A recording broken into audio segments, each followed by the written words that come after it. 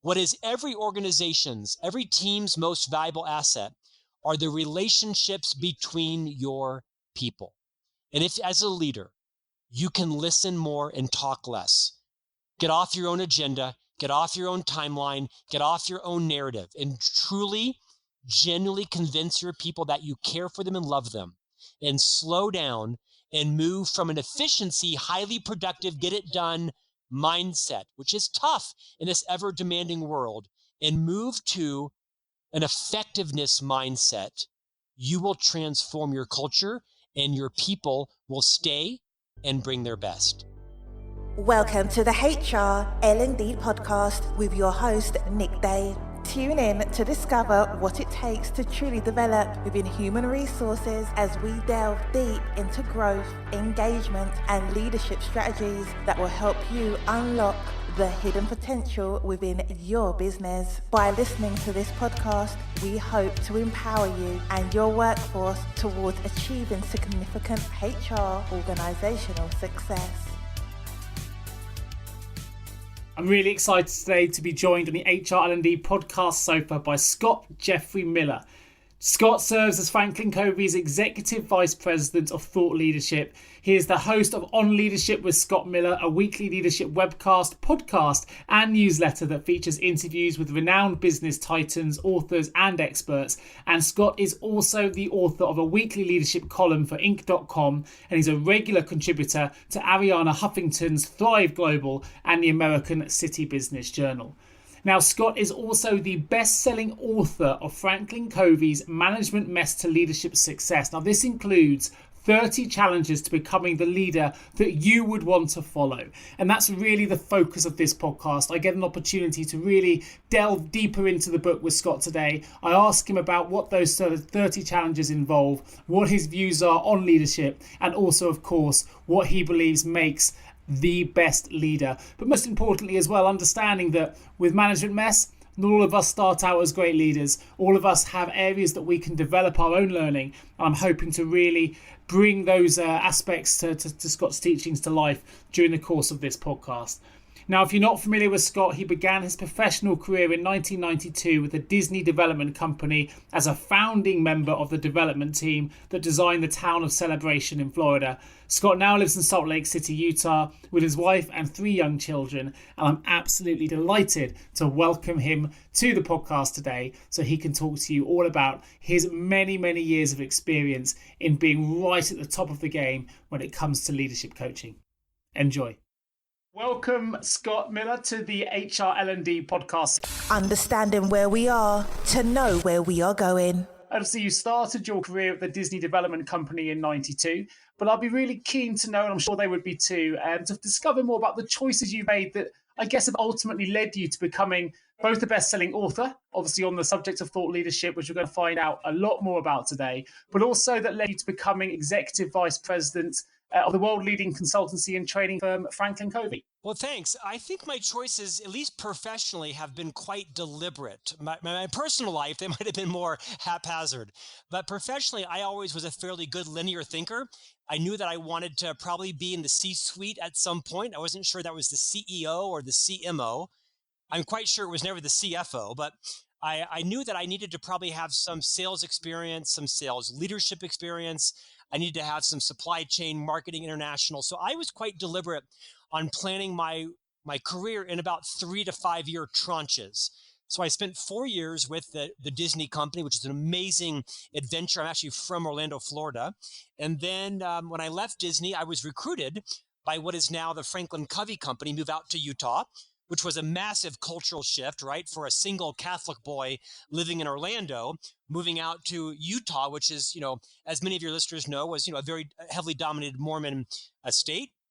It was a wonderful journey out here and joined the FranklinCovey company, moved up pretty rapidly in the organization from sales to sales leader to general manager to vice president to executive vice president and chief marketing officer, which is a role that I held for 8 years. And then about a year and a half ago, stepped aside from that day-to-day operational function and became the executive vice president of thought leadership, where my job now is to speak and write and hopefully join podcasts like your own. And about a year and a half ago, I decided that of all the great leadership books that have been written, including those published by FranklinCovey, I thought there was something missing, which was a very practical, relatable book where a leader like myself, who had had a fairly illustrious career, could be quite vulnerable, confident enough to actually share a lot of my own messes. So I wrote this book called Management Mess to Leadership Success, 30 Challenges to Become the Leader You Would Follow. And I carefully curated with some colleagues 30 challenges that every leader faces, both professionally and personally. And I tended then to write a horror story about how I had, usually violently violated that principle and had struggled with that challenge because I'm not sure I was ever naturally meant to lead people. But I'm not sure most people are meant to be leaders of people.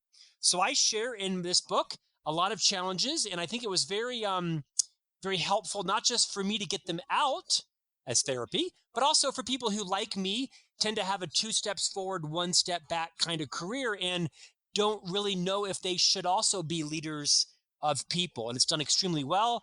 Debuted at #1 on the Amazon list for 6 weeks in a row, and it's now sold close to 30,000 copies. So I've been quite delighted at the reception it's gotten from people like me that find themselves in a lot of leadership management messes. Fantastic. Well, what a great story. Congratulations on the sales on Amazon as well. I mean, it's one of the main reasons I was delighted that you accepted my invite, Scott, because not only have I got you on the podcast now, but I'm also a huge fan of your views on leadership. I personally already own the book Everyone Deserves a Great Manager, which is a book that details the 7 habits that you attribute to highly effective people.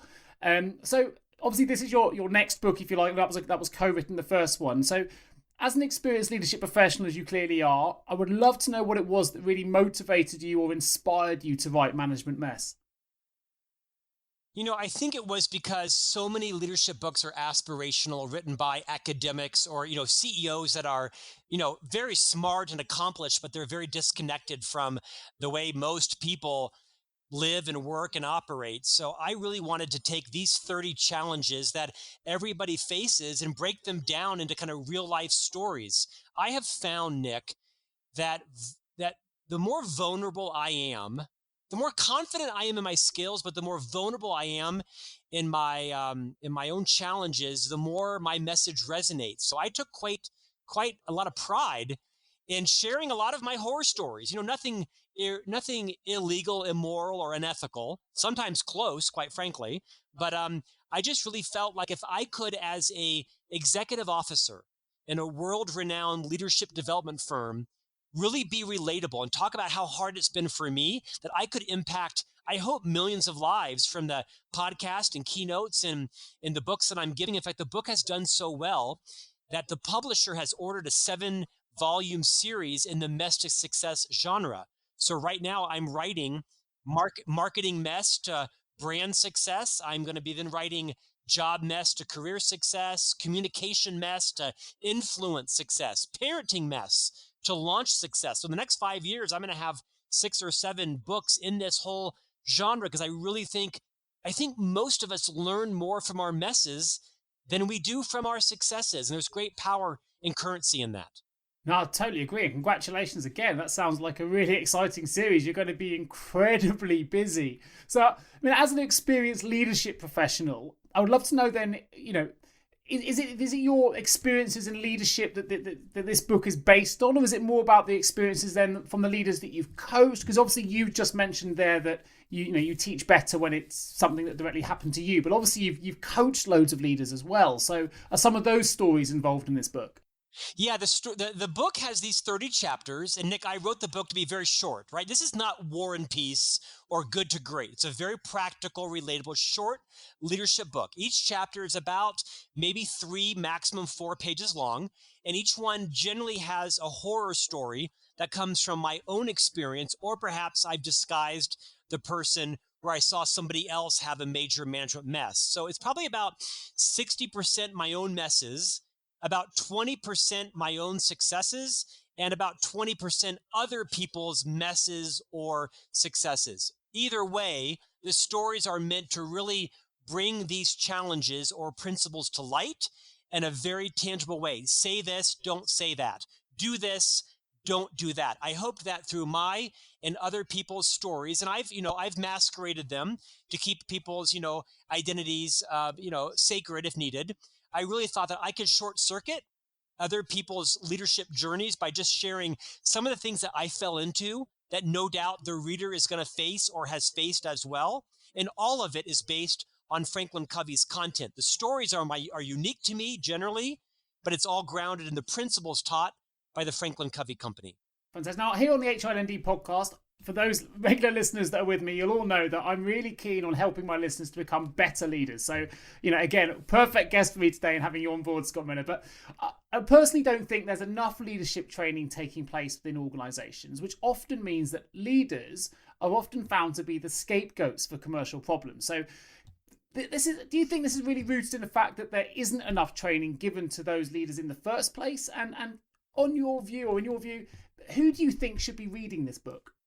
Nick, you've hit it right on. The Harvard Business Review published a statistic recently that said that the average age that someone is promoted into their first management position is age 30, but that the average age they receive their first formal leadership training isn't until 42.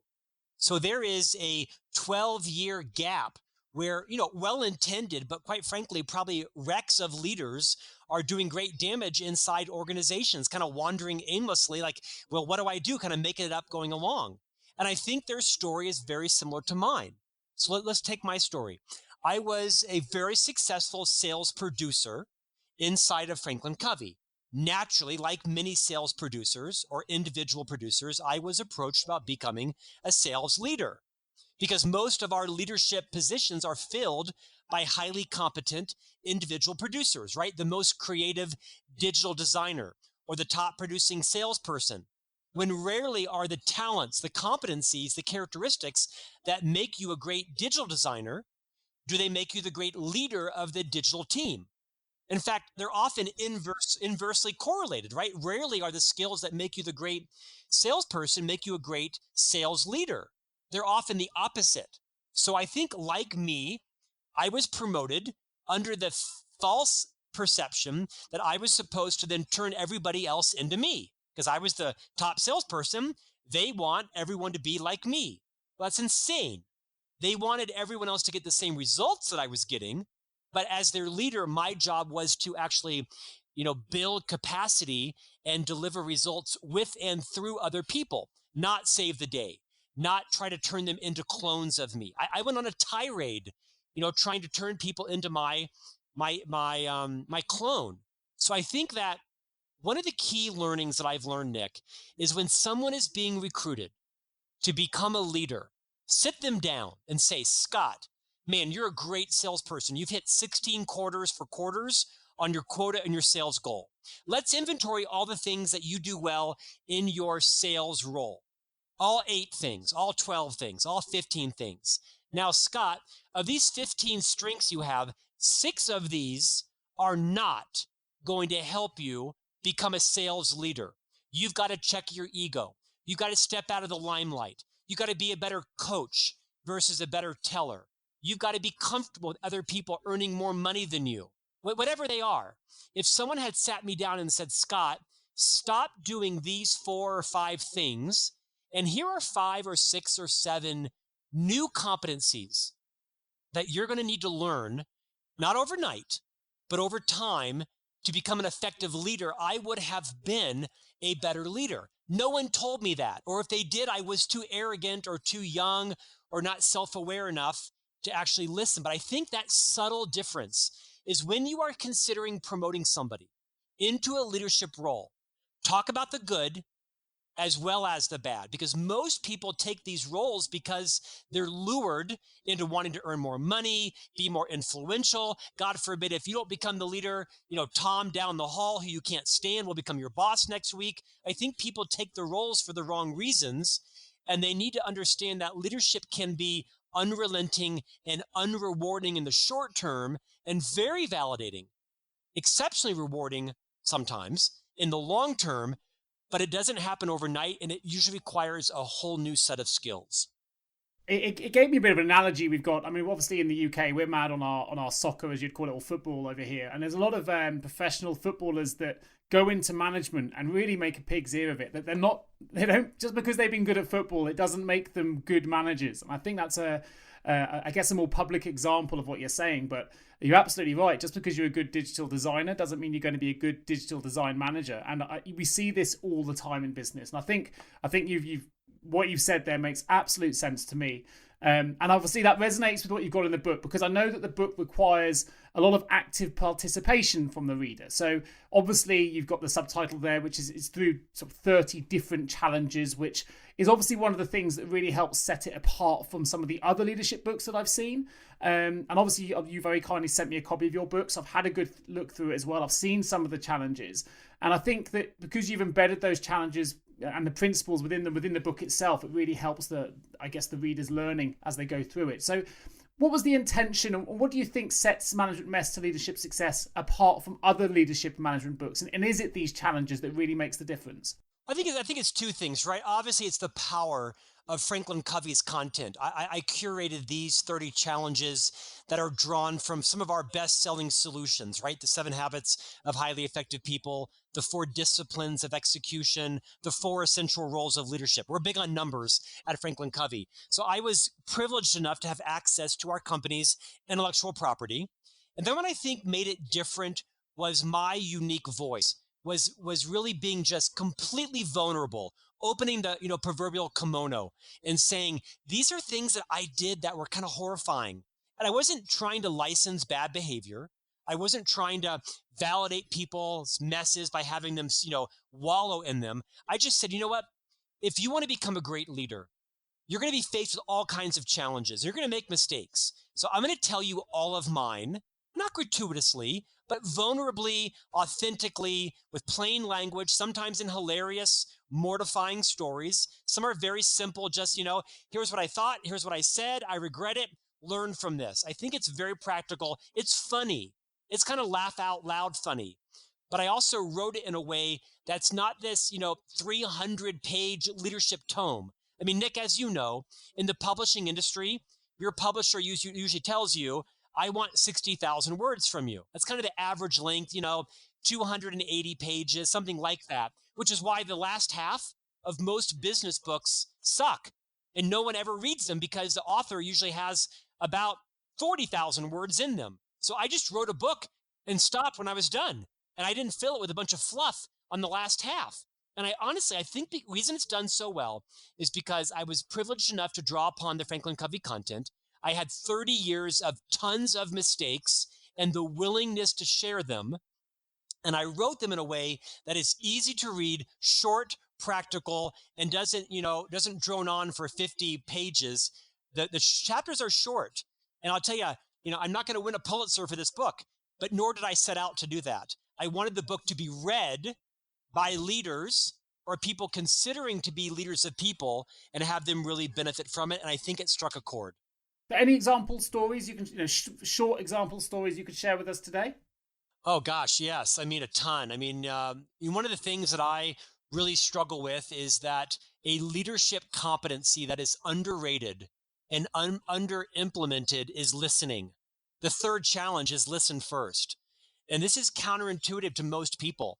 And I talk a lot in the book around how if you're like me, I have become a fairly adept speaker, right? I have a big vocabulary. I'm trained to speak on stage and body language and hand gestures and eye contact and repeat the message, repeat the goals, repeat it. And what gets lost in that is when you are talking all the time, you can't be empathetic. You can't be naturally curious. You can't connect with your team members. You don't understand what their struggles are. And as a competent communicator, I've been taught to be a very effective questioner. Metaphorically, Nick, peel the onion, get to the root cause. And there's a place for that in business, right? Asking effective questions has a place in business. But when it comes to relationships with people, when we're asking questions, we're usually on our own timeline, our own narrative, our own agenda. And that to listen is selfless. To be talking is generally quite selfish. So I share some stories around how to not interrupt, how to step off your own agenda, how to genuinely reinvest in people by listening more and connecting with people, because people don't quit leaders who they think love them. And I use that term very genuinely. If someone believes that their leader is invested in their welfare, that has their best interests at heart, that is willing to move outside of their comfort zone and to give them courageous feedback on their blind spots, and to courageously, diplomatically, with consideration, talk about what their challenges are, people don't quit that kind of leader, right? People quit their jobs. Sorry, people don't quit their jobs. They quit leaders who are tyrannical, who are efficient and not effective. I think the most powerful thing I've ever heard from Dr. Covey is, with people, slow is fast and fast is slow. And I share some stories around how I have what Dr. Covey calls a very efficient mindset. And that's good for some email and texting and some processes and even some meetings. But in a culture where the relationships between your people are your most valuable asset, you've got to slow down and move off of an efficiency mindset into an effectiveness mindset, and to slow down with people, because an organization's most valuable asset is not your processes, your board of directors, your patents. All that can be copied and stolen. It's also not your people. What is every organization's, every team's most valuable asset are the relationships between your people. And if, as a leader, you can listen more and talk less, get off your own agenda, get off your own timeline, get off your own narrative, and truly, genuinely convince your people that you care for them and love them, and slow down and move from an efficiency, highly productive, get it done mindset, which is tough in this ever demanding world, and move to an effectiveness mindset, you will transform your culture and your people will stay and bring their best. Fantastic. And now this is something that in practical terms is very close to my heart, Scott, because I'm a recruiter. So I see every single day candidates across the globe who typically want to change roles, as you say, because they're not happy with whoever it is that manages them. They don't like the way they're managed, or they don't like the way the culture is changing. Perhaps they have been denied a promotion or haven't been listened to. But, you know, we see it all the time. The statistics support it, that the biggest reason that people want to change job isn't usually because of money. It isn't usually because of anything but the leadership that's in front of them, or they feel like they've been poorly managed. So I think, you know, you've hit that right on the nail for me as a recruiter as well, because we see that every single day.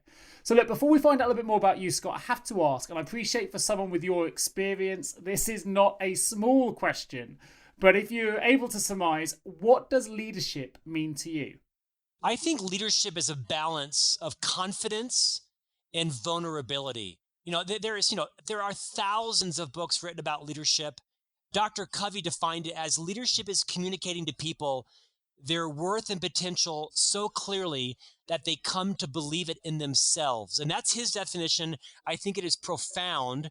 I think as I've been asked this question, I think, there's a misnomer about humble leaders and humility. And I used to think, Nick, that humble leaders were quiet, shy, weak, retiring leaders. I liked loud, charismatic, forceful, inspiring leaders. And I've learned that humility is actually born out of confidence. Confident people can be humble people. It is arrogant people that are incapable of being humble. So what I have learned on my own journey is that, and I quote my dear friend Liz Wiseman, who wrote the book Multipliers. I think it is a profound and prophetic leadership book, Multipliers. And Liz talked about in her book that as a leader, your job is not to be the genius, but rather the genius maker of others. Don't be the smartest person in the room. It's tempting, right? Because, you're trying to manage your own career. You're trying to be, the smartest, the best, the most educated, when in fact, that's not what the company needs from you. The company needs from you as a leader to recruit and retain the finest talent possible, including if they're smarter than you are. So as a leader, to define leadership, I would say it is not to be the smartest person in the room. It is to be the kind of the chef of culture. Your job is to create a culture through your own behaviors, an atmosphere where people not only want to work, but they want to stay, where they say no to the recruiter across the road for the free soda machine or the 1% more in commission or the £2 more or $2 more an hour. People don't quit cultures. They quit bad bosses and bad jobs. They also quit bad cultures, but people will stay in a culture where they trust their leader, where they can be themselves, where they can make mistakes, admit to them freely, where they have some license to take appropriate risks. And, to quote Dr. Covey, common knowledge isn't common practice. These are all hypothetical, phrases on this webcast. But if someone reads this book, Management Mess to Leadership Success, and you just read it one day for 30 days or once a week for 30 weeks and practice each one of these challenges, you will become a palpably more effective leader in 30 days or in 30 weeks, whichever you choose. Excellent. I have to say, I'm doing some study at the moment in professional consulting, and one of the things that's come through from that, and also from my own experience, is when you can rely on mission statements and mission values with leadership behaviors and leadership values, that's when you kind of have the utopia, right? And if you can get everything aligned together and everyone inspired in the same common vision, then you can really make positive change happen. So I totally agree, and always try and recruit someone better than yourself, right? That's something that we try and preach every day in what we do here at JGA HR Recruitment. So you should never be fearful of having someone in who can do a better job, because that's what allows growth to happen. So fantastic summary there, Scott. Thank you ever so much. Well, listen, we're going to find out a little bit more about you. Time to find out more about you. How do you relax in your downtime? I'm not sure there's a lot of relaxing or downtown going on in my life. Nick, I've got 3 young boys, 5, 7, and 9. So my first and primary role in life is as dad.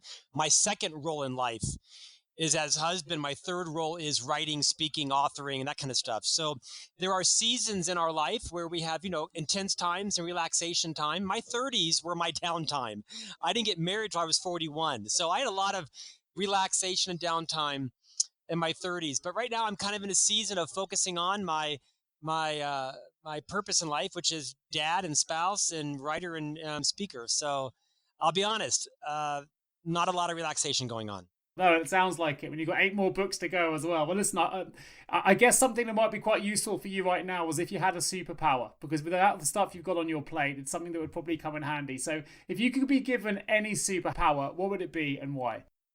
Goodness, I did not see that coming.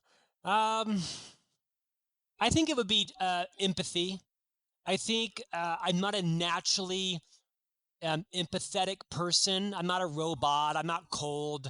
I'm not a left brainer only. But I do think the more you can relate and see the world through other people's eyes and lives, the less conflict there is, the more humanity, the vitriol in American politics, none of it's rooted in empathy. What's going on in the EU, just around the world, right? So I think if my superpower could be unmitigated empathy, I think I would be more influential and a better friend, family member, and leader to people. Love that. Perfect. So last question before we dive back into the book and some of your leadership principles is, who are the 2 people who have been most influential to you in your career? Yeah, first is Chuck Farnsworth. He's the vice president at FranklinCovey who recruited me from the Disney company. He brought me in and absolutely had a vision for my career. He saw my strengths, he saw my weaknesses, and he really gave me permission to focus more on my strengths and kind of run with my passions. He also taught me this concept of creating a pre-forgiveness environment where, Scott, you're going to make mistakes, you're going to have issues, you're pre-forgiven, do not live in paranoia or fear. So he taught me a tremendous amount. The second would be the co-founder of our company, Hiram Smith. Dr. Covey gets most of the fame and credit. It was Hiram Smith who invented the Franklin Planner and the Franklin planning process. And he had a profound impact on me in the following way. Dr. Covey popularized this notion of a personal mission statement. And believe it or not, the personal mission statement is the most trafficked website of all of FranklinCovey's web properties. But it never worked for me because, I was, like I said, single till I was 41. If you would have asked me in my 30s, what was my mission? I would have said, I have no idea. I don't know. Drink more champagne, go to Italy more. I have no idea what my mission is. I'm single. I have no idea. But it was Hiram Smith that taught me the power of understanding your values. And I heard Hiram give a speech once where he talked about his values and he named them out. And I went home, Nick, and I spent literally several weeks kind of working through a bunch of different adjectives. What do I really value in life? And I finally wrote them down and I formed an acronym, PhilPal, PhilPal, PhilPal. Purpose, health, integrity, loyalty, positivity, abundance, and learning. And I wrote down my values because of Hiram Smith. And to this day, 18 years later, I can in any conversation tell you what my values are, why they are. And by knowing my values, when I'm at conflict with somebody else, I'll realize, now I know why I'm upset with you, because loyalty isn't one of your values. You're not being loyal to me. But that's okay because I can't put my values on top of you. So when I got very clear on what my values were, memorized them, rank ordered them, first one, is purpose. It really gave me a better sense of kind of understanding who I am and why I'm here and living congruent. So I really attribute that to Hiram Smith, the co-founder of the FranklinCovey Company. Have you ever asked yourself, how can any recruiter understand my HR recruitment challenges? Please don't give up on your hiring challenges just yet. Here at JGA HR Recruitment, we appreciate the difficulties associated with attracting, recruiting and retaining top human resources talent. We also understand just how costly a poor hire can be. JGA HR Recruitment would like to partner with you to help you overcome your hiring challenges. Contact us today on 01727 800 377 or visit jgarecruitment.com to find out more. Shaping the future of human resources together. Final questions. I really enjoyed the chapter on celebrating wins, so I wondered if you could retell the story, but also let the listeners know why you feel celebrating individual and team accomplishments is just so important. I think there's this natural tendency, and maybe it's in the Western Hemisphere, Nick, but I'll bet you there's some of it in Europe and the UK as well, and certainly in Asia, which is that in organizations, we tend to take ourselves very seriously. We don't laugh enough. We sure as heck don't have fun. We're there to do a job, kind of get in, get out. I think that is bunk. I think that talented, hardworking, educated people can still have fun and laugh. I don't think we celebrate enough. I think too often we're on to the next task. As leaders in this insanely busy world, we're just on to the next project. It is so important to set goals that are achievable.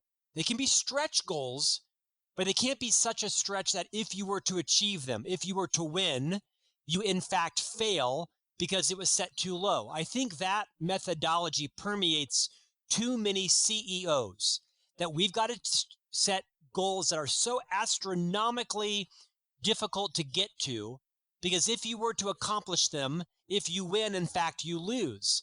And I think that pervades the C-suite too frequently. I think stretch goals are important, but people have to feel a sense that they're winning. And when they win, we need to celebrate with as much fanfare and time and attention and budget and energy as what it took to accomplish the goal. No one wants to work for a culture where they always feel like they're losing, or if they won, nobody notices. So I share a couple of stories in the book, mainly about, I think the story you're mentioning is about the confetti shooting. On several, by the way, I have never met a confetti cannon I don't love. I like to shoot confetti, but I like to shoot it with a reason. So whenever I shoot confetti, I make sure, and you can count confetti because they know the pieces by the pound or by the ounce or liter, however it's measured. And that is, when I'm shooting confetti, I correlate it to some goal. If there are 28 million prospects in the company's database now, I will shoot out 28 million pieces of confetti. If the 36,000th person has downloaded the webcast, I'll shoot out 36,000 pieces of confetti, which, by the way, isn't very much. So I like to shoot confetti out in correlation with some measurable accomplishment or goal, and let people just illustrate it. I shot out, tens of millions of pieces of confetti in correlation with what I just said was number of prospects in a database. So people actually could see, it's one thing to say this many people at Mecca, or this many people sitting in the Colosseum, or this is the same number of people that live in Germany. It's one thing to see a number on a PowerPoint slide.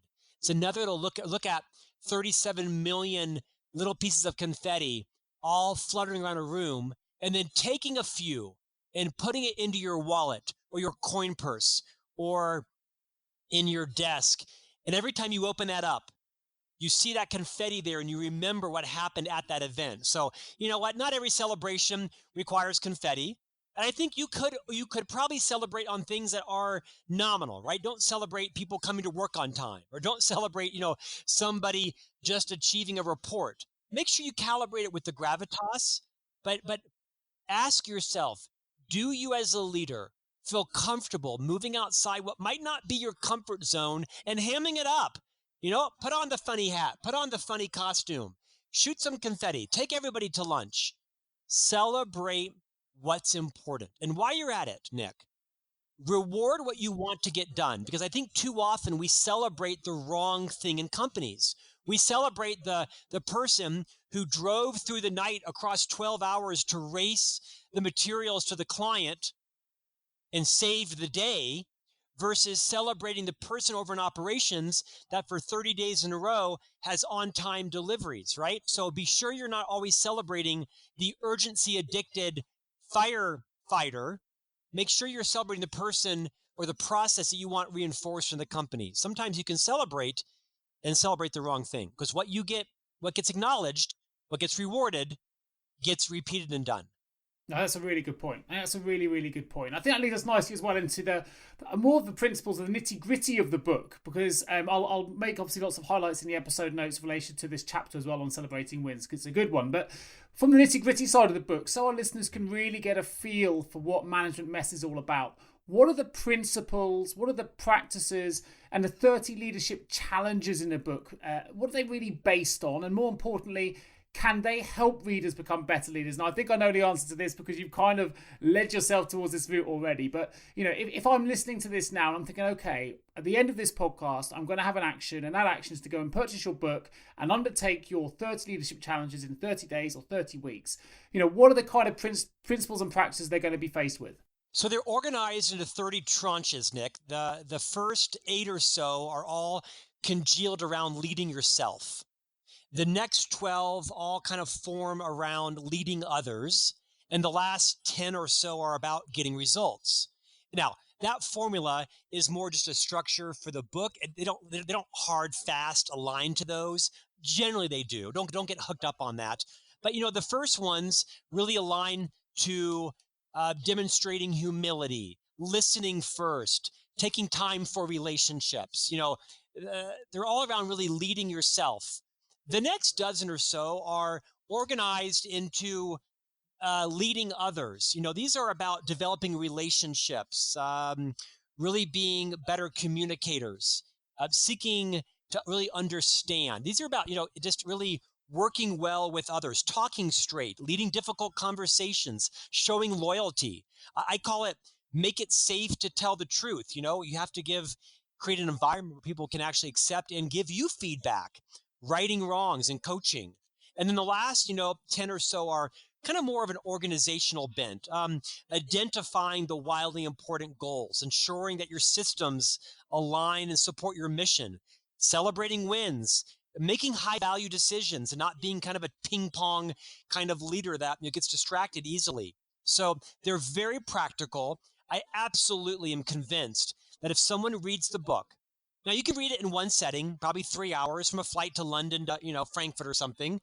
But I think the better way to read the book is probably like I said, a chapter a day. At the end of each chapter, I list 4 or 5 key takeaways. Some of them are activities, some of them are thoughts, some of them are meetings to kind of ponder about. But none of these are sort of aspirational. They're very relatable. They're also relatable to people who are informal leadership roles. Not everybody listening today is a leader of people. Or you might be in your home as a parent or a spouse, not in your organization. These principles and practices, as you say, are ubiquitously replicable in our personal lives as they are in our professional lives as formal leaders of people.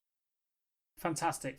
Now, last question before we enter the vault, Scott, and that is, the book is called Management Mess to Leadership Success. So with that in mind, do you think that all leaders in some way are in some kind of management mess? Absolutely.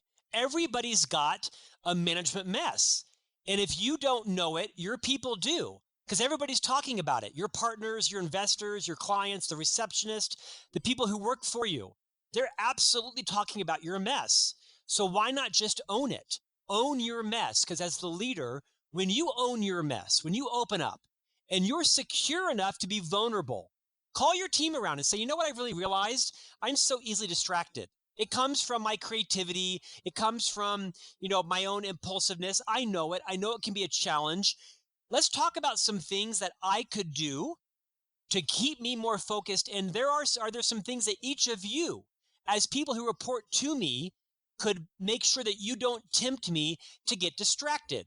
Now, the good news is when I am distracted, it helps to create new ideas, but nobody here wants to be working on all 15 of my quote, brilliant ideas. I think when leaders can become self-aware, own their messes, talk about them freely, that creates an environment. It gives permission for everyone else to own theirs.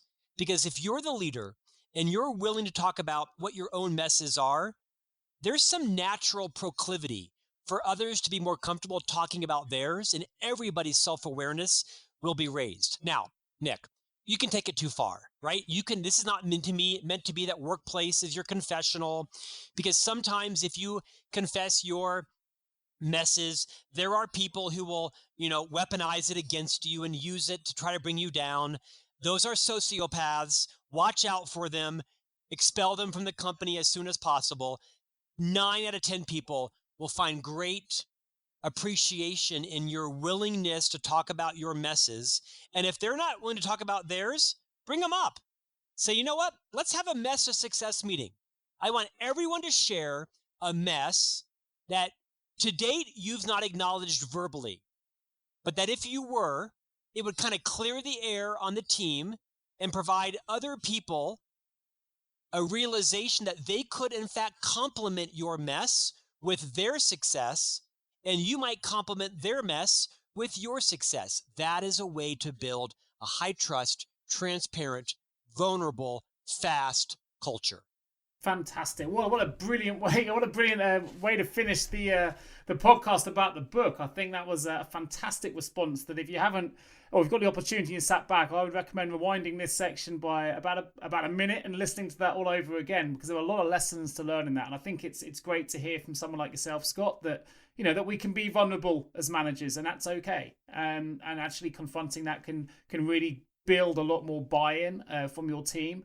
And a lot more empathy, which you mentioned earlier as well, which I think is definitely important in any management role.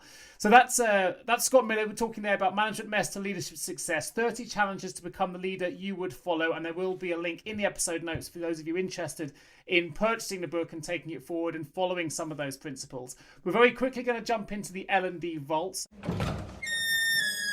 Opening the L&D vault. Quick, short answers. In hindsight, what's one thing you now know that you wish you had known when you began your career? I would repeat the concept that with people, slow is fast and fast is slow. Almost everything in life is better off doing slow than fast. What's the one common myth you often hear in the workplace in relation to leadership, and can you debunk it? I think it's the idea that the senior leaders build or destroy the culture. And there's some truth to that, but anybody can be a transition figure in your culture. If your culture is to gossip and backbite, stop doing it. I don't care if you're the receptionist or the factory worker or the loading zone manager or the sales leader. Just refuse to participate. Decide that you're going to be a transition figure. And when you find someone else coming up to you and they're disparaging someone else, say to them, I'm sure that isn't your intention, but I'll bet you Tina would have her feelings hurt if she heard you talking that way about her. So my advice to you is to share those thoughts with her directly. And if I have the same experience, I will do the same. You can take the high road without shaming someone. But the myth is that the culture is only led by the leaders. There is some truth in that, but that isn't entirely true. Don't point the finger to other people and what they should be doing. Point it to yourself. And to quote Dr. Covey, be a model, not a critic. Be a light, not a judge. Love that. Last question. What is the one piece of advice you would give to someone recently appointed to a leadership role who has no prior experience of leadership? Yeah, you gotta build a culture around you of your own board of directors. Go out into the organization, go into different organizations, take people to lunch, listen to them and ask them, what were their mistakes? What are some of their key lessons? You cannot surround yourself with enough good advice. I think at some point you'll narrow down who are the confidants that really have the wisdom and the smarts. By the way, those are different. Not everyone that's smart is wise, but everybody who is wise is usually smart. So go find the wise people in the organization, because most, if not all, senior leaders would love to give back and teach you some of their lessons. So surround yourself with people of high character, high competence, people who are better cultured, wiser, older, more seasoned. Ask them questions, listen to them, and then integrate what they've learned often the hard way into your life so you can do it the easier way. Brilliant way to close the HR L&D podcast today, Scott. Thank you ever so much for joining me today. For those listeners that are totally engaged, are keen to get a copy of your book, I will obviously put notes in the episode note, links in the episode notes to both your books, Management Mess and, of course, Everyone Deserves a Great Manager, which I can also recommend because I have it myself and it's a brilliant book. Are there any other links you'd like to mention here where listeners can connect with yourself, Scott? Useful links, keeping the HR L&D community connected. Thanks for asking. You can connect to me and follow me on LinkedIn. I'm on Instagram, pretty active on both of those sites. You also can follow me on Twitter or Facebook, but LinkedIn and Instagram are probably the two ways that are best accessible to connect with me. I write a weekly article in Inc. magazine. I write an interview, a podcast every week with a blog.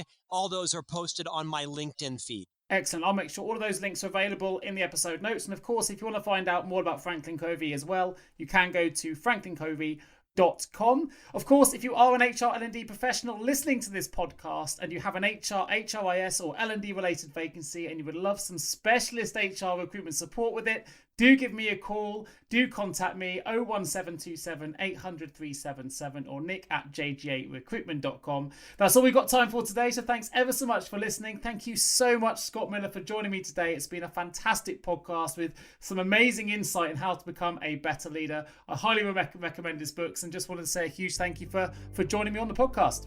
My pleasure. Thank you for the platform, Nick.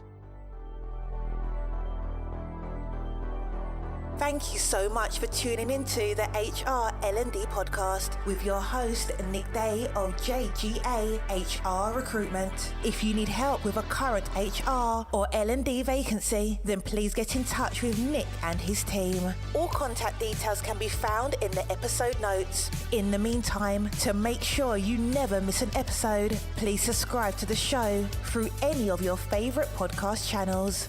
Till next time.